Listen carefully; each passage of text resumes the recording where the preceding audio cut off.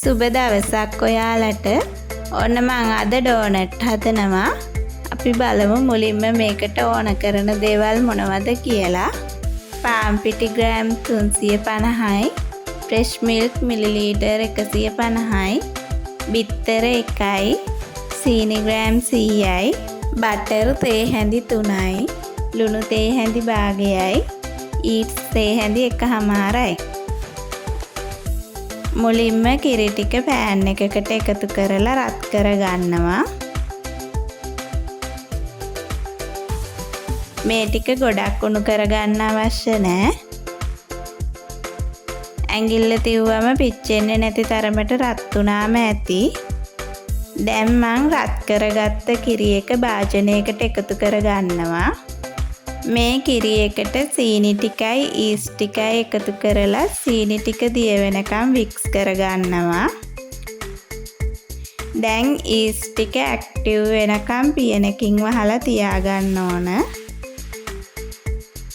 මේ විනාඩි 10කට පස්සේ මේ මිශ්‍රණයටම බටර් ටිකයි ලුණු කුඩු ටිකයි එකතු කරගන්නවා. හොඳින් දිය වුණාට පස්සේ මේකට බිත්තරයක් එකතු කරගන්නවා.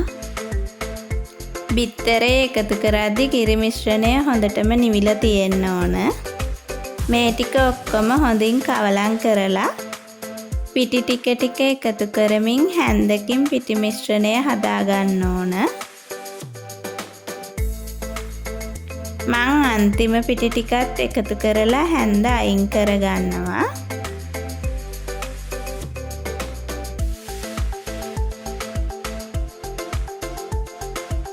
දැන් බෝඩ් එකකට පිටි ටිකක් එකතු කරලා පිටි මිශ්‍රණය නීට් කරගන්නවා. පිටි මිශ්‍රණය අතේ ඇලෙන්නේ නැති සොෆ්ට් බෝලයක් වුණාට පස්සේ මම මේක පිපෙන්න භාජනයක තියලා සෙලෝපේන් කොලයකින් වහගන්නවා. පිටි මිශ්‍රණය ඩබල් වෙනකම් විනාඩි 20ක් විතර තියාගන්නවා. දැන් පිටි ටික කොටස් වලට වෙන් කරලා බෝල හදා ගන්නවා. මම මේ ටික තවත් විනාඩි 15ක් පිපෙන්න තියා ගන්නවා.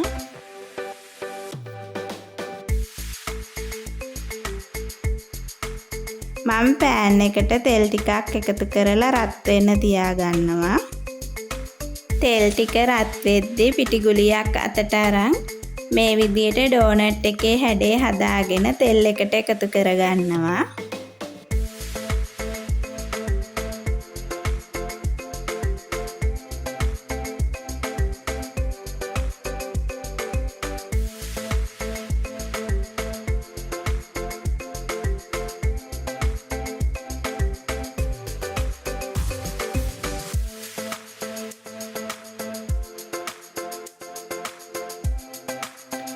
එක පැත්තක් බැදුනට පස්සේ අනිත් පැත්ත හරව ගන්න ඕන.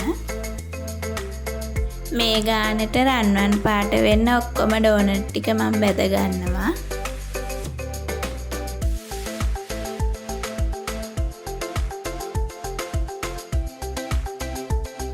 දැන් ඩෝනට් එකේ උඩින් තවරන්න චොක්ලට් මිශ්‍රණය හදා ගන්නවා. චොක්ලට් ටික ඩබල් බෝයිල් ක්‍රමයට රත් කර ගන්නවා. ටිකක් රත් වෙද්දි මම මේකට කිරි ටිකක් එකතු කරගන්නවා. මේ ගානට ක්‍රීම් එකක් වගේ දිය කරගන්න ඕන. ඩෝනට් එක මේ විදිහට අරගෙන චොක්ලට් තවර ගන්නවා.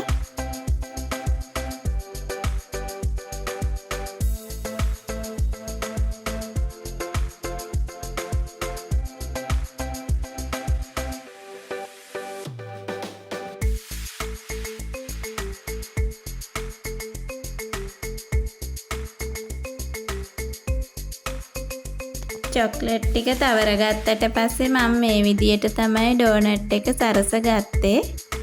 මේ වීඩියෝ එක නැරඹුවට ගොඩක් ස්තුතියි. වීඩියෝ එක හොඳයි නම් ලයික් එකක් දාලා යාළුවන්ටත් බලන්න ෂෙයා කරන්න.